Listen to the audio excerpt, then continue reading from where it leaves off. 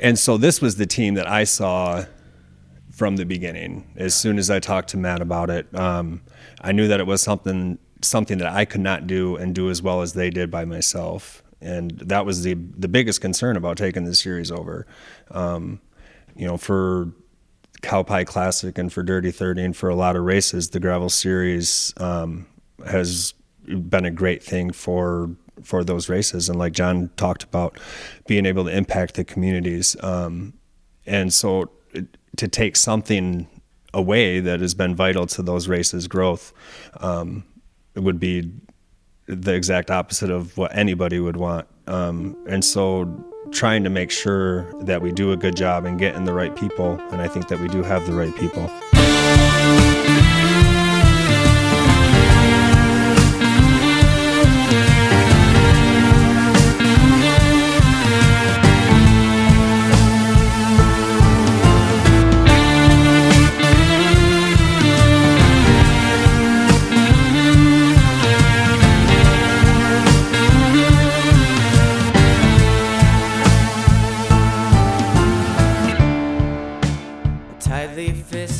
From KOM Cycling and Michigan Midpack Media, welcome to the Dirty Chain Podcast, the podcast that covers the cycling scene from the viewpoint of the Michigan Midpack. I am your host, Trevor, and on this episode, we talk about this year's Michigan Gravel Race Series with new series directors Joe Cantwell, John Looman, and Raymond Passchier. If you are like me, one of the many reasons cycling captured your attention was the incredible community that surrounded it, whether it be in mountain biking, road cycling, or in this case, specifically gravel cycling. In fact, the origins of this very podcast was a way to explore and discuss and celebrate that very cycling community. Locally, one of the best reflections of that community that I've experienced has been through the Michigan Gravel Race Series. For 7 years now, the Gravel Series has brought together multiple gravel races in a point series type competition throughout the state of Michigan, giving riders and racers of all levels season-long motivation and exposure to a wide range of Michigan cycling events. So it was definitely pretty big news late last year when we heard that series founders Matt and Jenny Acker announced that they would be stepping aside, but not ending the series, but rather passing the baton to Joe Cantwell, John Looman, race directors of the Cow Pie Classic, and Raymond Passchier, race director of the Dirty 30. Both races having a history with the Gravel Race Series for a couple years now. With that change in leadership, and assuming there would be some other changes, I wanted to get a chance to talk with John and Joe and Raymond to hear what they had in store for 2024. What's new, what's staying the same. But mostly, I wanted to give you, the listener, a chance to get to know these guys better, hear their story, and how each of them are passionate about cycling and supporting the many opportunities and supporting the thriving gravel community throughout the state. So let's hear it. Let's get right to it. The Michigan Gravel Race Series for 2024.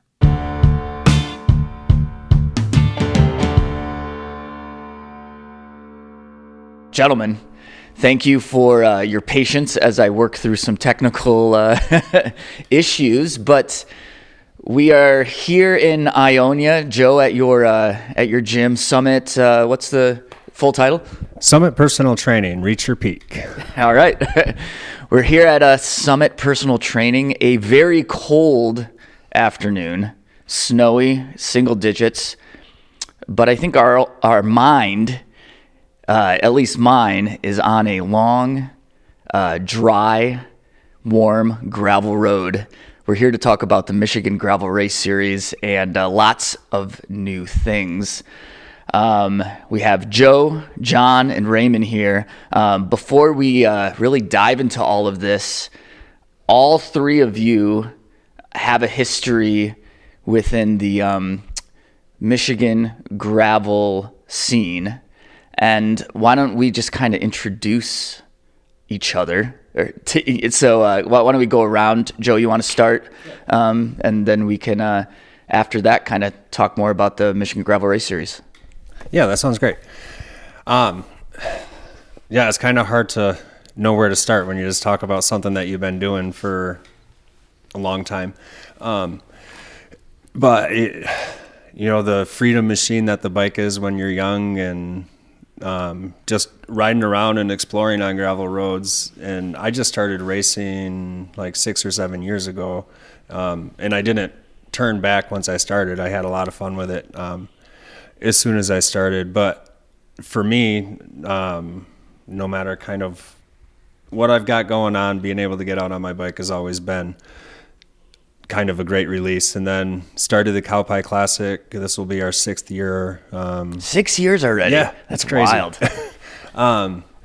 And so, we came on and talked to you about Cowpie 6 years ago now. Was it that? And the whole setup of everything, it just, time goes by so quick. Yeah, definitely.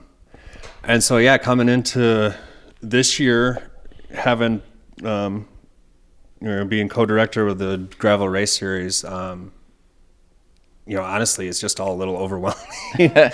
Once, Matt got a hold of us to see if there was interest there, because him and Jenny were thinking about doing something, or just kind of trying to manage their own time.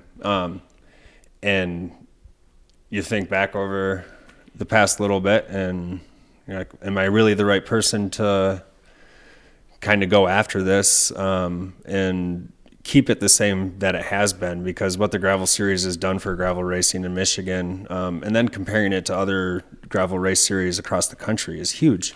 And Matt and Jenny did all that work to get it to where it was. And so, I don't know how much that actually introduced myself. That's okay. But I want to get into that, of course, in this whole conversation, but let's kind of keep moving here. John, I know that you entered the picture the same time that Joe started, or both of you, I guess, started the Cowpie Classic, correct? Yeah, it was actually here in this gym. I've been doing gravel races for quite a few years. Okay. I remember pulling my bike out of my car with my Iceman plate on it. Oh, very and nice. Cutting it off and putting the Barry Roubaix plate on it, which didn't bode too well for the race. But I've been doing gravel races a long time. I did some of the early Barry races from out by the state park there when they started there before they were downtown. My origins were really with mountain biking, and I had come in to train with Joe, actually.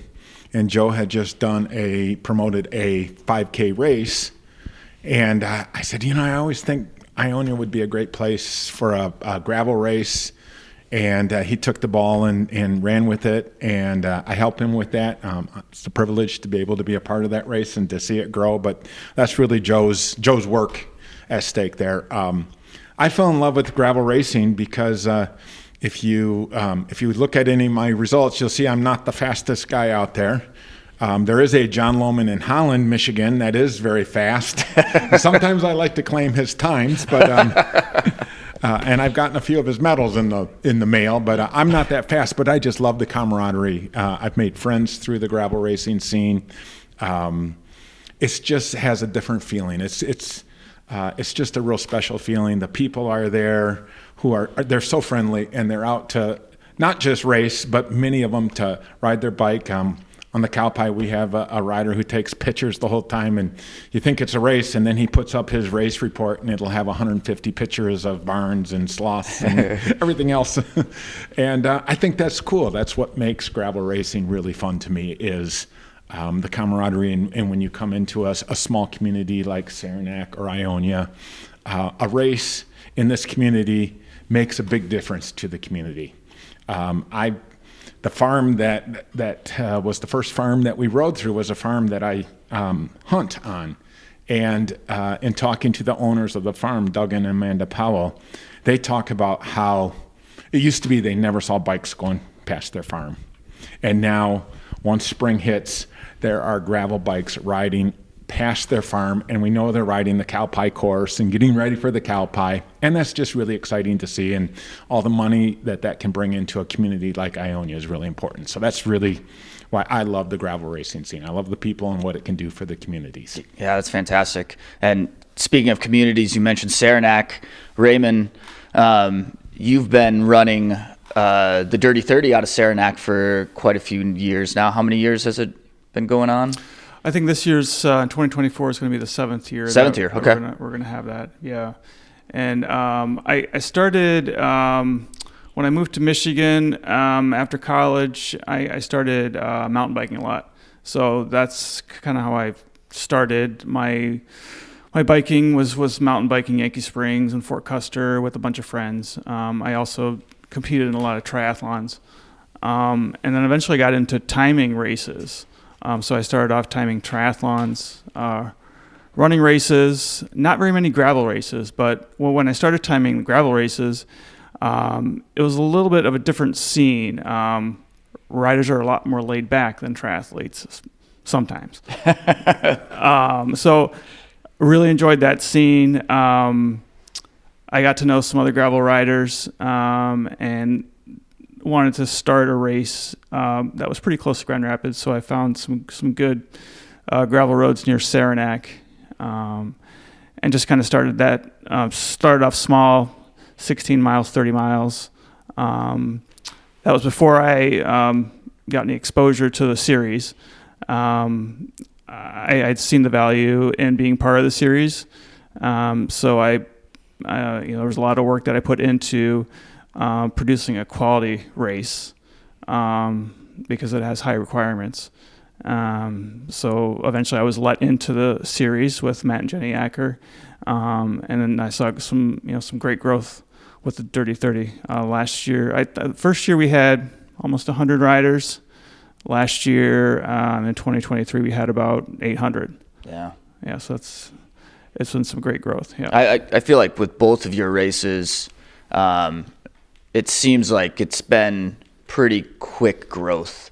And I was thinking about this, and this is probably another conversation, but I feel like both of your races saw probably some growth or popularity throughout COVID, because there were a couple races that actually tried to go on and try to figure out ways to happen during COVID. And I think that helped. And speaking of, like, the series itself, I think is a combination of a lot of different races, just like Cow Pie, just like Dirty 30 of course you have Barry-Roubaix, but not everything is Barry-Roubaix. It's the meat of it, the foundation of the series are these smaller races from local communities. But we don't have to talk about the COVID thing right now. But Raymond, before we move on from you, and then you've also been kind of a part of timing several other of the races, correct? I mean, not maybe some, like, I know Coast to Coast, it's not part of the gravel series, but or is it? It is. Yeah. It is. Yeah. Okay, sorry. Yeah. My mistake. But yeah, I know you timed that. Yeah. So not only are you running your own race, but you also have a part of the community as a whole. And now this is a whole other chapter of that same thing, right? Yeah. When I started off, I think one of the first races outside Dirty 30, I think it was the Cow Pie that I timed. Was in the gravel series, I think. But yeah, what was your question?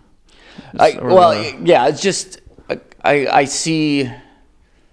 Let's kind of like pivot from here and talk about like why the three of you are three people that will take up the reins of the gravel series and are the right people to do the job.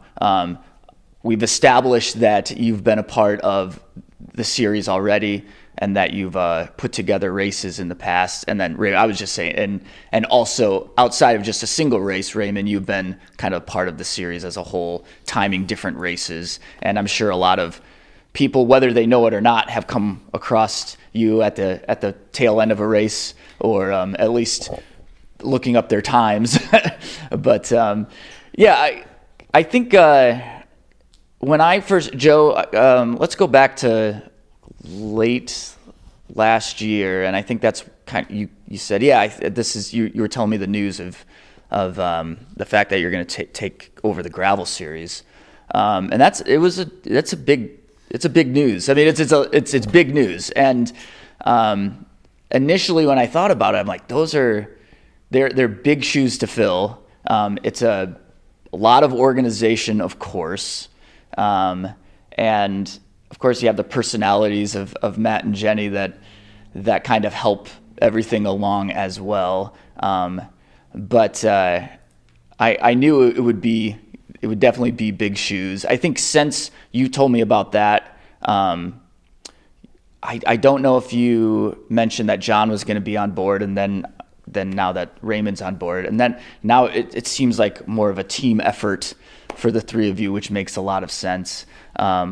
So how did that all, as much as you can talk about, how did that all happen? And I got a text message from Matt when I was just getting ready to leave work, and he asked me to call him about the gravel series, and that was it. And most of the time that I talk to Matt, we find each other on the same group ride or whatnot, and we end up spending some time together that way. And so for him to text me and say, hey, give me a call, and it was out of the norm, and my over magnifying mind thought that it was going to be a bad thing right away. Yeah, they're going to kick you out of the race. Something's going on. And so, and he brought it up, and right away said, hey, would you have any interest in taking over the gravel series? I was obviously worried about how much time that would be. And so I got a hold of John right away, knowing that we've got completely different skill sets that we can bring into it. And then in the initial conversations with John, we immediately talked about bringing Raymond in. And so John and I moved through the process with Matt and Jenny, and then as soon as that process was done, we contacted Raymond, who was already aware that all of this was happening. And so this was the team that I saw from the beginning. As soon as I talked to Matt about it, I knew that it was something that I could not do and do as well as they did by myself. And that was the biggest concern about taking this series over.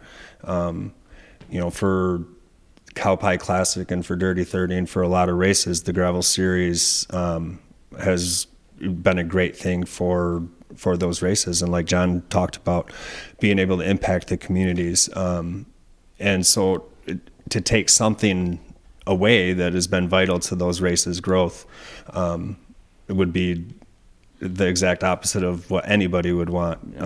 And so trying to make sure that we do a good job and get in the right people, and I think that we do have the right people. And I know, of course, Joe and John, you work on Cowpie Classic, but Raymond, you guys kind of co-do some other, like, I think, like, is it like Bear Claw or some other races? It seems like you've worked together in the past with some things, so the partnership makes sense, right? Yeah, we've done quite a bit together, and even from the beginning with us having two gravel races, 15 miles apart or whatnot, we never viewed each other as competition, and we always thought that we could benefit each other by doing what we do well. And so we've been able to do some things with our races. We made joint purchases to increase safety at the finish lines and things like that.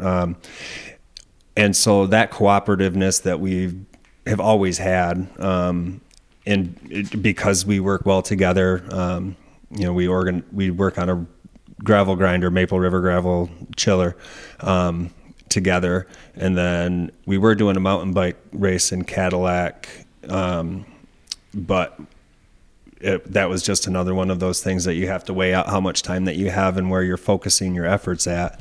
And for either one of us, the Bear Claw Epic race wasn't a spot that made sense for us to continue to put that much time in. We were super happy that we were able to find somebody to take over that race. And so there'll be information coming out from the new race director on that. And we gave them everything that we had, as just hopefully that race gets to continue. And then we do the fat bike race in February up in Cadillac. Okay. And so, yeah, we have a lot of fun working with each other. And it seems that people that come to our events have a good time at them. Yeah. And Joe, you mentioned this, like it would be for so many reasons, losing the series would be hard on the local races and would be difficult for just the communities, the people that want to experience the races and experience all the different diversity of races. So I think it is important that someone takes up the reins. And I mentioned that it's big shoes to fill. I do want to say, within this short period of time, I want to commend the three of you for really working hard already to create some opportunities, whether it be on Zwift, some group rides that way, or just keeping the communication going on social media. I think that's super important and needs to continue to happen. So good job, good on you for keeping that up. It's those big shoes. It is those big shoes. Yeah. So I wanted to give the opportunity for people to hear the news. I'm sure they've heard it already, but then maybe hear about any new things, any new races. What else? Is anything going to change? What's going to stay the same? What are the expectations that people should have coming into this year? By and large, on the surface, it'll remain unchanged. And a lot of the setup as far as how points work and stuff like that, we feel works really good. One small change was to the bonus points. There's still 30 bonus points total available, but you have to do 6 races to get the 30 points instead of 3 races. Can you do a quick, not just about the bonus points, but I know it's staying the same, but I think one of the real popular thing about the gravel series is all the different categories, that you're not only competing against the fastest people, but you can compete against people your own age. Can you explain how that breakdown is, and the different types of, this is probably old news to a lot of people that understand or are familiar with the race series, but just talk about the short course, the long course, the ultra course, and then the breakdown of the categories. Yeah. Okay. So the ultra course is by and large 100 miles or more. There's a couple races for all of these rules that kind of fall in gray areas. And so there's things to accommodate that. And for the ultra course, you get 3 main scored races. And then the bonus point setup after that for any extra race you might do. Right. And how many ultra are on the schedule? There's 7 ultra races this year. That's a lot. And there's a couple applications that are there, and so that might be something in 2025 that we see a little bit of growth in. But that's kind of part of what we've spent a lot of time talking about, is growth of the number of races in the series actually the best thing. Sure, that makes sense. And so just really trying to make sure that we make thought out decisions on that kind of stuff. And then the mini, short, and long course series all have the same scoring system. And so you can get 4 races to be scored for the overall standings, but you can use 5. If you want to be in the overall standings, you'll have to get 5 races in. And then after your 5 races is when the bonus points come in. And so you can get up to 500 points for a scored race. and then for the bonus points for a total of 30, spread over 6 races. And the idea is to just give people a reason to get on their bike and race a few more times in the summer.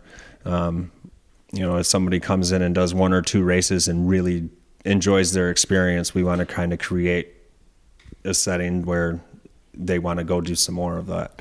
I don't know if maybe Raymond has something to add on the scoring. I just wanted to add in, so we've got different categories within some of those distances. So we've got the single speed, fat bike, tandem we added new this year. Is that correct?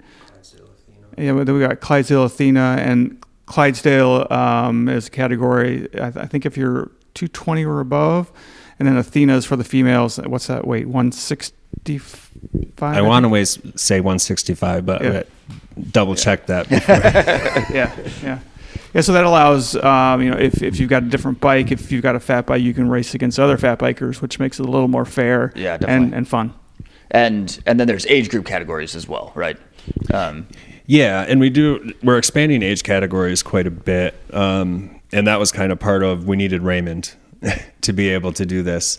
Because how Matt used to do the scoring of pulling it off of an Excel sheet, but for as many categories that we have this year, it would have just taken way too long to do that every week. And so Raymond's been able to link up the programming to be able to put out results in an extremely streamlined fashion. Oh, that's great. Yeah, and one thing I forgot to add is I've been working with, for the races I time that are in the series, I work with Matt pretty closely. At the end of every event, I send him a spreadsheet in the format that he likes. So I'm pretty familiar with what he wanted. So hopefully going forward, I'll be able to communicate with the other race directors to communicate with their timers to make sure we get the data as clean as possible. That's great. Because I know that had to be. I can't even. I'm not a spreadsheet guy, so they would usually give the results in a spreadsheet that you can just search and he explained like how he did it to John and I still can't tell you how he did it. That's great. So what are I know that there are some new races.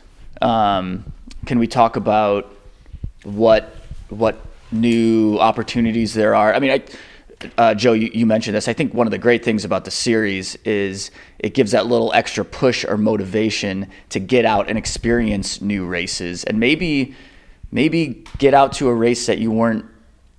Maybe it wasn't on the top of your head about something you would go check out, but you need that extra race to compete, or you just want a few more points, so you go check out a new race, and hey, it's a cool experience to see that. So what are some of these new races that are on schedule? So we had, actually, I'm going to pronounce it Durande van Grampian, but we need Raymond to pronounce it real quick. De Ronde van Grampian. And so it's a Dutch name, and so Raymond speaks Dutch. I just learned that before the podcast. And so we're excited for that race. Where's that out of? That's over near... All the way on the east side. North of Detroit. Yeah, about a half hour north of Detroit. And then, that race, go back to, I was going to jump to the next one. But that race is put on by, it used to be Mitt and Velo, and I can't remember what their new name is. But it's a well-known cycling team, and every time that I've rode with this group of guys, they're solid, and they're courteous to the riders around, and you never remember them for doing something dirty to you during the race or whatnot. And so I'm excited to see what these guys bring to the series. And then the other race that's over there that's a completely brand new race is Road to Hell, and that one is kind of in the same area as Watermoo. Yep. But it still fits the need to have some more races on the east side of the state. And part of that came from with Matt and Jenny building up the series of just, they're from Grand Rapids. And one of the things that Matt did really great is keep a really strong community of people just riding, and so always available to go find them at a group ride somewhere or whatnot. And so it makes sense that side of the state got built up faster than the east side of the state. But most of the population of Michigan is on the east side of the state.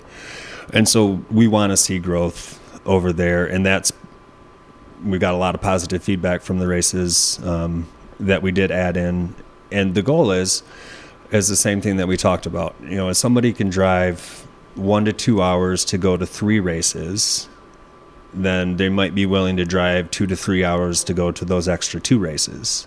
But if they've got to drive 3 or 4 hour races or 3 or 4 hours to get to all of their races, it makes a lot more expensive travel. And so we really think that putting some more races on the east side of the state will just help out competitiveness in the series overall. Yeah, certainly. And then, do we have any other?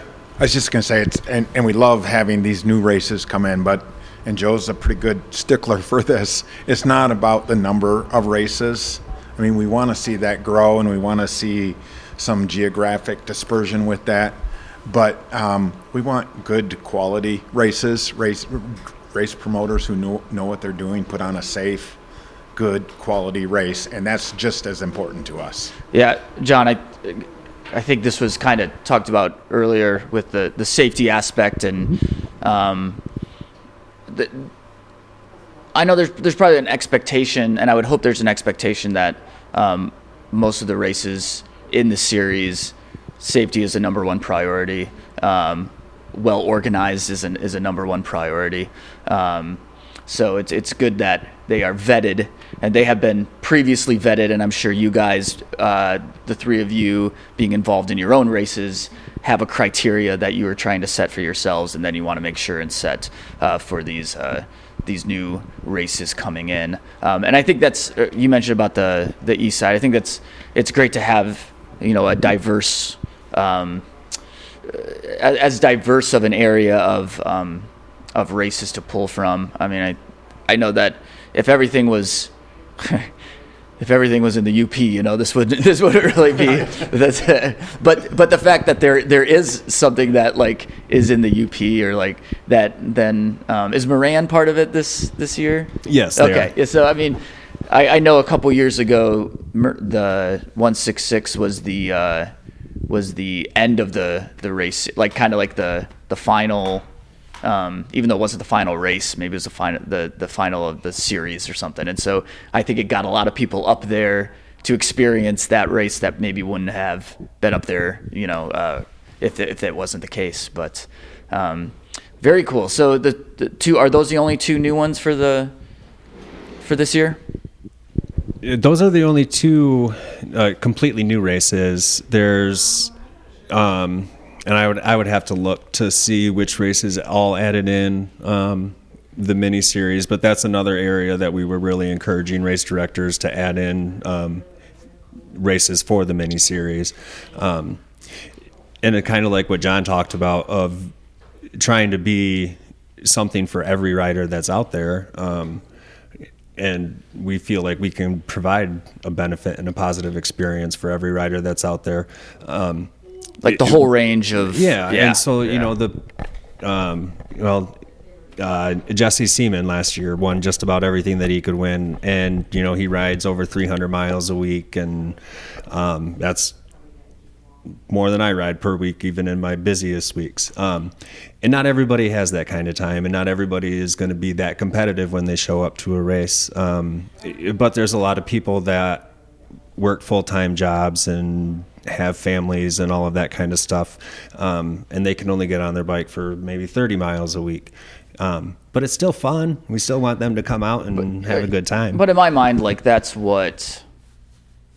who the majority of the races or the events are for. It's not for a pro or amateur pro or someone who devotes all their time. It's for the normal person who wants to go have a fun day on a bike. And I think to have more opportunities for them, I mean, that's where the numbers are going to come. That's the foundation of the whole thing.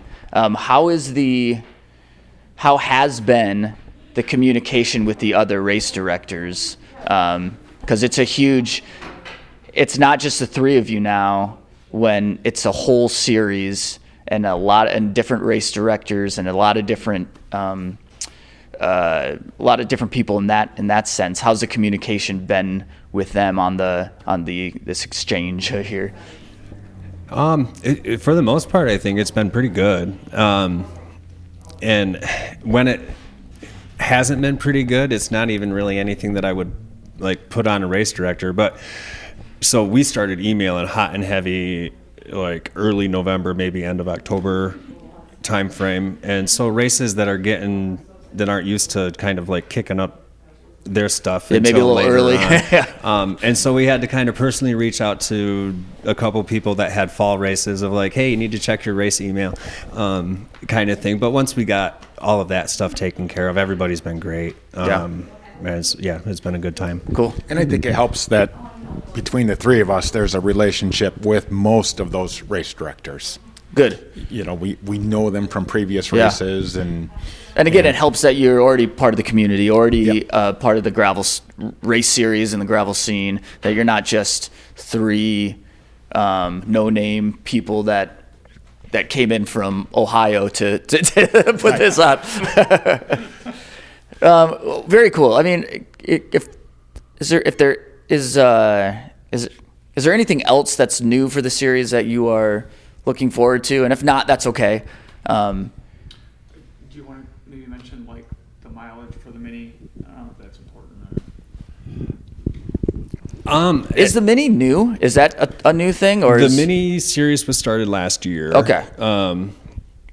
And just like you talked about, there's 19 races in the series, and so and we're learning kind of this as we go. Like when we start something new, and then you get a hold of everybody, and you have no idea like what kind of a process each individual race has to go through to get new things approved. And so I think that was part of us seeing so many races like coming in with the mini series this year. With last year, it was the first year that it was there, and so hopefully the growth that happens on that will partly because of it starting last year and the work that Matt and Jenny did to grow it. But I think for me, I've always been excited about that aspect. And I mean, I like to ride my bike fast, but I'm a personal trainer by trade.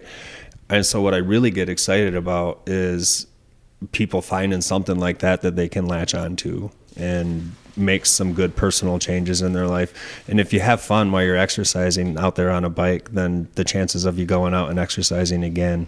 And so it's been a neat thing for me to combine the two worlds and see, that new person come in and get on a bike and get excited. I have a client that comes in that's in her 70s, and she races all the time now and rides with her daughter all the time, and neither one of them had ever been on a bike before until they started doing some of our gravel races. And so even just like that new friendship between a mother and a daughter, those are the really cool things. It's cool seeing people go fast too, but yeah, the people that come in like that is really fun. Yeah, absolutely. And you're segueing well into kind of how I wanted to end this, but and I want to hear from all three of you, how do you see this season as a success for the gravel series specifically? And I think that like stories like you just said, Joe, of people experiencing and being healthy and getting out on the bike, I mean, I think that is a win. And if the gravel series helps that, and it has in the past, and I know it will continue to, I think that is definitely a win. But how else are you hoping to see the gravel series be a success this year? Well, I think Joe and Raymond come from the promotion side, promoting their own gravel races, so they focus more on the actual race itself, and the experience for the participants. my background is more business oriented. I got to know Raymond and Joe by doing sponsorships through my old employer, and we did sponsorships for Barry back in the day. We've sponsored Lowell, we've sponsored Cowpie, we've sponsored Raymond's race, and so I look at the gravel race series, and I think there's a lot of potential for promoting this series and using the series to help the individual promoters promote their races. We can be a partner to them, and when we grow, they're going to grow, and when they grow, we're going to grow. So we need to really work together and help them have the most successful races they can have, and really be that kind of marketing partner with them. Sure, and maybe create some new resources for all these individual races. Exactly. That's great. Yeah. Raymond. I was trying to formulate how I was going to put this. When you promote a race, you're going to have a lot of positive feedback, and you might have some negative feedback. And I kind of enjoy the negative feedback because you're talking to people that may not have been on a bike before. They may not like bicyclists. So I like to talk to them after the race and just kind of get their point of view. And I just like to share the love of biking with them, and whether or not their opinions change or not, it's worth explaining why we like what we do. And I really I used to be kind of crazy on my bike when I was young, and now I'm a little more cautious because I have a family and kids. So I always want to explain to other people, whether in their cars or whether they're in the area of, whether like residents of Saranac, that, we have a right to be on the road. But we also want to make sure that we follow the rules of the road, and just set a good example for other cyclists. Yeah. So. And already, as you're saying, you've kind of been doing that with your own race, but now, it's a bigger stage, I guess, for you, and you're going to be able to, spread that gospel in a little larger stage. So that's great. And Joe, do you have any other goals that you would like to share? Yeah, I mean, there's always numbers. Sure. And so there was 500 people in the series last year, and we really think that we've made some steps to make the series more inclusive overall. And so we hope to have 750 people in the series this year, and we think that that's a reasonable goal from the 500 that it had last year. And, Matt and Jenny had shown growth from year to year, and COVID kind of makes things a little bit different, but the series has had fairly strong growth over the last 7 years, and I think this will be the 8th year for the series itself. And so we're hopeful for 750, and we'll just kind of see how that goes. I did just think of one more change, and I'll probably think of more after the fact. But one of the things that we're going to do is allow people to sign up the day of for the first 3 races. And so if somebody signs up for Barry-Roubaix and goes out, has a great time, hasn't signed up for the series yet, we're going to have a tent there. If they Even after the race? Yeah. Oh, wow, that is a big change. So if they come in and they can sign up the same day of the race that they just completed, and they can do that for the first 3 races of the season. Okay. We did really appreciate where Matt's rule on that was, that he just didn't allow it at all, because you want competitors to know who they're competing against when they go out. But we feel like the super competitiveness for the top end of the series doesn't happen until 4 or 5 races in.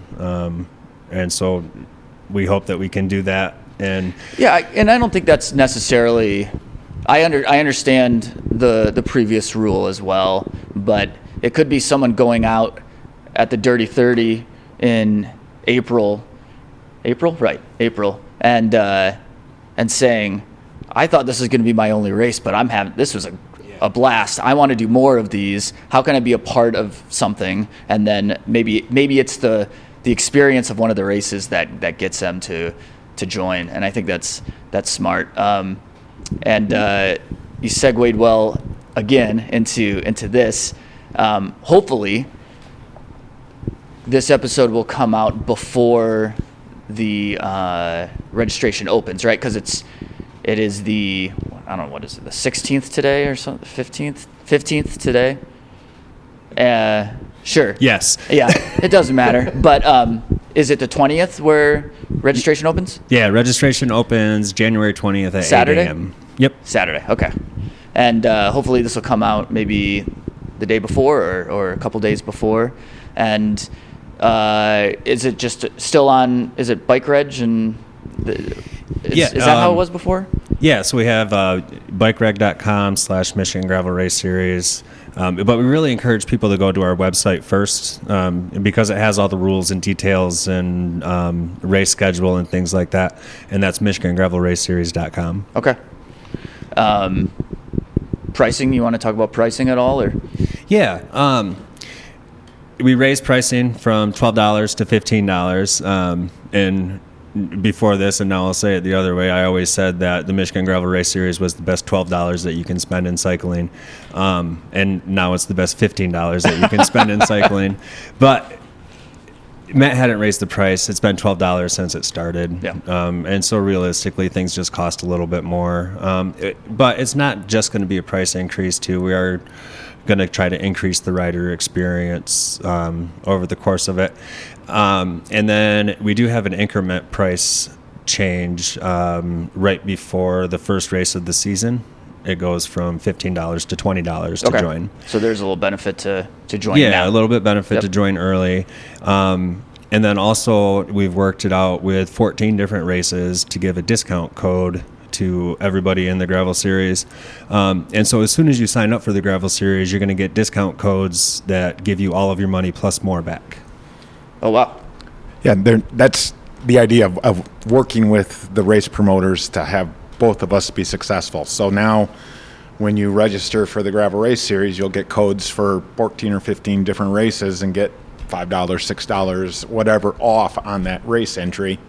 So the cost of the actual series can be made up by racing a few more of the races. Smart. Yep. That's great. And it was cool to get, the race directors to support that right away. Nobody came back and had anything negative to say to us about it at all. It was, everybody thought that it was a good idea. Great. Yeah. Oh, and I was just going to give kudos to Joe for what he does with his cow pie race with the calf series or the calf race. And that's for young kids, and that's on a rail trail, or it used to be on a rail trail last year, and it's going to be changing to downtown. Yeah, and part of, I think, my personal training coming into gravels racing, because I see families trying to work out together, and so we started doing a free calf race for kids 12 and under, and it got super popular. And a cool thing that I've seen, because I've been doing that free race for 5 years, is now in the last couple of years, a lot of races are putting races like that out there for the kids. And, that positive feedback that you get from people, that just gives you goosebumps. Hearing that families came out and they had a great time, and then they had a great time watching their 6-year-old ride, and the 6-year-old's got the biggest smile on their face with a medal in their hand. And it's just, it's cool, and it's neat to see kind of other races picking up on that kind of stuff. And that kind of collaboration will be easier now than what it was before. And so hopefully, there's areas that there's definite spots for growth. And yeah, I don't know if we would ever do like a kids series, but it is fun to see the little guys out there or little girls out there racing hard and competitive. Yeah, because that's if they like riding bikes at that age, who knows, they might enjoy riding it when they're older. And so we're going to do that this year at the Dirty 30 as well. Great. And then I guess you talked about goals of the series, and this is kind of a far off, offhanded goal, but talk about the front edge of the series, of the competitiveness that is there. And I've noticed as a rider that riders are getting a lot better at riding in large groups in gravel.